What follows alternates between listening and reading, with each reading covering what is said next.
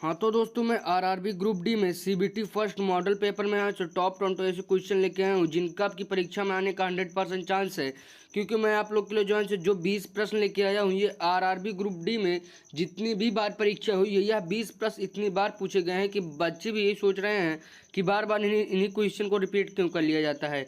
क्योंकि ये जो 20 प्रश्न है, ये इतने महत्वपूर्ण प्रश्न हैं कि इन्हीं प्रश्नों को बार बार घुमा फिरा कर पूछ लिया जाता है। तो आज की इस वीडियो में मैं आपको वही टॉप यहाँ पर 20 क्वेश्चन को कवर कराऊंगा जो आपके परीक्षा में 100% नहीं 500% सच है आने के लिए। तो चलिए हम लोग देखते हैं कि वह कौन कौन से यहाँ पर टॉप 20 यानी 20 प्रश्न हैं जो कि हमारी परीक्षा RRB group D CBT first में यहाँ पर आने वाले हैं। तो यहाँ पर हमारा हम लोग अगर सामान्य विज्ञान में देखेंगे तो यहाँ पर हमारा पहला क्या है, रासायनिक जल का रासायनिक सूत्र है। तो सी वाला विकल्प H2O।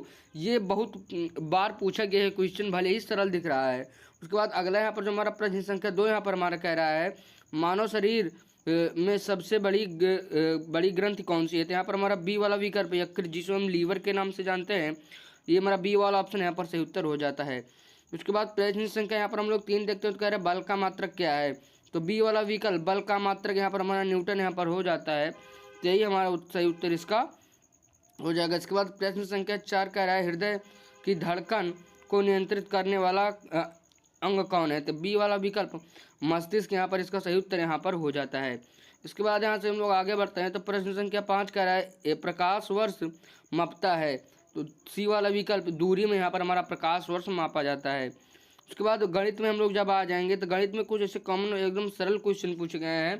कह रहा है 36 और 48 का यहाँ पर लघुत्तम समापवर्त यानी LCM यहाँ पर आप लोग को यहाँ पर बताना होगा।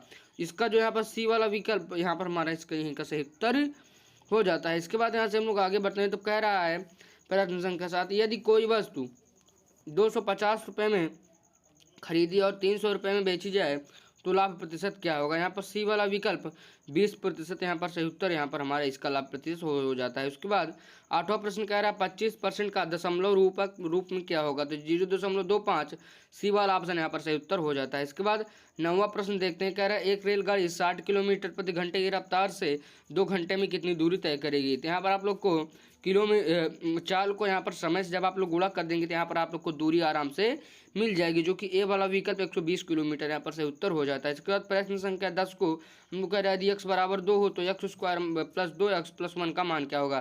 तो इसको आप लोग बड़ी आसानी से यहाँ पर 2 का मान रखकर यहाँ पर निकाल सकते हैं। तो ए वाला विकल्प 9 यहाँ पर इसका सही उत्तर यहाँ पर हो जाता है। इसके बाद सामान्य विज्ञान में देखते हैं। तो कह रहा है भारत के प्रथम राष्ट्रपति कौन था। डॉक्टर राजेंद्र प्रसाद, बी वाला ऑप्शन हो जाता है। इसके बाद आगे बढ़ते हैं। तो 12वां प्रश्न कह रहा है संविधान सभा की स्थापना कब हुई थी।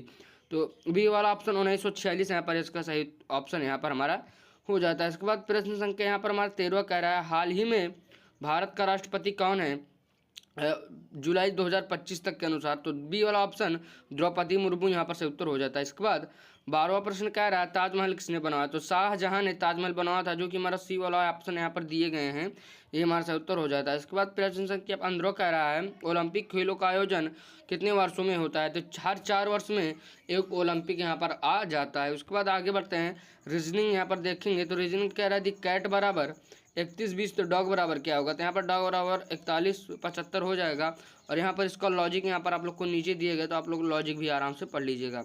उसके बाद अगला प्रश्न 7वां कह रहा है यदि सभी अंकों को उल्टा कर दिया जाए तो 539 का उल्टा क्या होगा। तो यहाँ पर 935 यहाँ पर इसका सही यहाँ पर उत्तर हो जाता है। इसके बाद आगे बढ़ेंगे। तो 8वां प्रश्न कह रहा है कि 2, 4, 8, 16 का अगला क्या होगा। तो यहाँ पर 32 यहाँ पर हो जाएगा, क्योंकि हर अगले पद को 2 से गुणा करने पर यहाँ पर हमारा आ रहा है। उसके बाद 19वां प्रश्न कह रहा है एक व्यक्ति दक्षिण दिशा में 10 मीटर गया, फिर बाएं मुड़कर 5 मीटर गया, फिर बाएं मुड़कर 10 मीटर गया, अब वह किस दिशा में है। तो आप लोग को इसको यहाँ पर बताना होगा। आप लोग खुद से प्रैक्टिस करेंगे तो डी वाला विकल्प पश्चिम यहाँ पर आप लोग देखेंगे कि यहीं से सही उत्तर हो रहा है। उसके बाद कह रहा है शब्द रेलवे में कितने अक्षरों में कितने तरीकों से व्यवस्थित किया जा सकता है। तो यहाँ पर हमारा कह रहा है 50-40 इतने तरीकों से आप लोग इसको व्यवस्थित कर सकते हैं। तो आशा करते हो कि आप लोग को अगर वीडियो पसंद है तो वीडियो को लाइक करिए, चैनल को सब्सक्राइब करिए, क्योंकि आप लोग को इस चैनल पर मॉडल पेपर और यहाँ पर कॉम्पिटिटिव एग्जाम की तैयारियाँ कराई जाती है। तो आप लोग हमारे चैनल को सब्सक्राइब कर लें।